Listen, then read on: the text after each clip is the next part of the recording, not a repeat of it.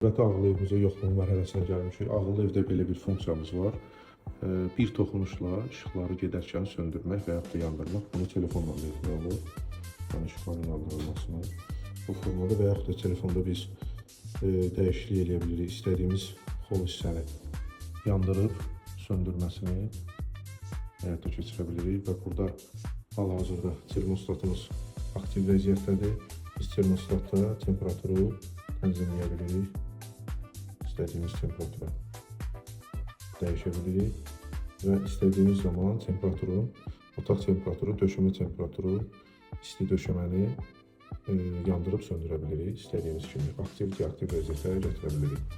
Burada da eyni olduğu kimi biz otaqların, yəni mətbəx və zal hissəsini, işıqları istədiyimiz kimi idarə edə bilirik. Havalandırma sisteminə qədər. Burada sadəcə lüstr olmadığı üçün lüstr da aktiv deyil. Və yenə olduğu kimi bu otaqda temperaturu tənzimləyə bilirik. İstədiyimiz kimi söndürüb, yandırıb və keçək kondisioner hissəsinə.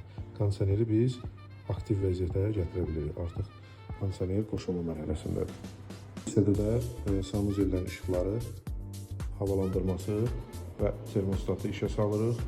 İstədiyimiz kimi hətta çamaşırxananı da işıqlarını və bütün otaqları gəzib bir-bir işıqlar, kondisionerlər, pərdələrə baxmaq. Bu bizim problemimiz olmayacaq. Artıq evdən çıxarkən ağıllı eviniz varsa, siz bir toxunuşla evdə bütün əşyaları, kondisioneri və pərdələri hamısını bağlaya bilərsiniz. Bunu siz telefonla da elə bilərsiniz. Hətta telefonla da evə gələrkən bir toxunuşla əvvəlki vəziyyətə qaytara bilərsiniz. İstədiyiniz kimi istifadə edə bilərsiniz, evinizdə ağıllı ev sistemi varsa. Evə daxil olanda nə baş verir? Telefonla istədiyimiz kimi işıqları idarə edə bilirik.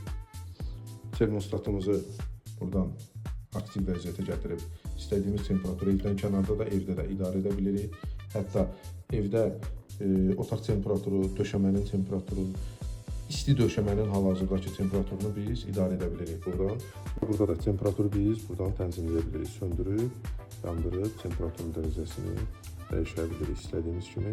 Hətta burada yenə otağın temperaturunu, döşəmənin temperaturunu, isti döşəmənin temperaturunu ayrı-ayrılıqda görürük. İstədiyimiz kimi kondisionerin temperaturunu tənzimləyə bilərik, söndürə bilərik və otaqları bir-bir dəyişərək istədiyimiz otaqda bununla bağlı funksionallığı əldə edə bilərik.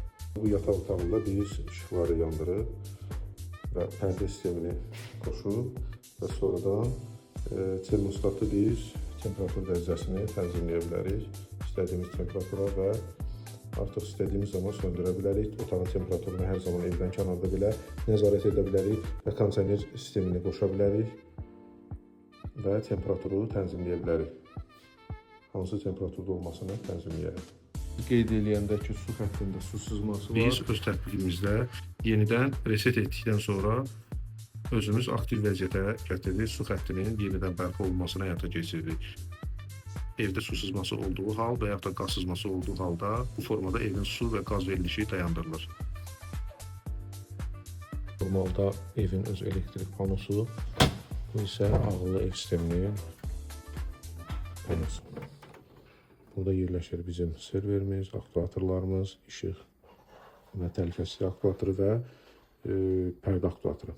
Su daçkimizə yerləşdirdik və artıq su sızmasını qeyd elədiyi üçün su xəttini bağlayacaq və bağladı və bizə telefonda məlumat verdi ki, su xətti bağlıdır.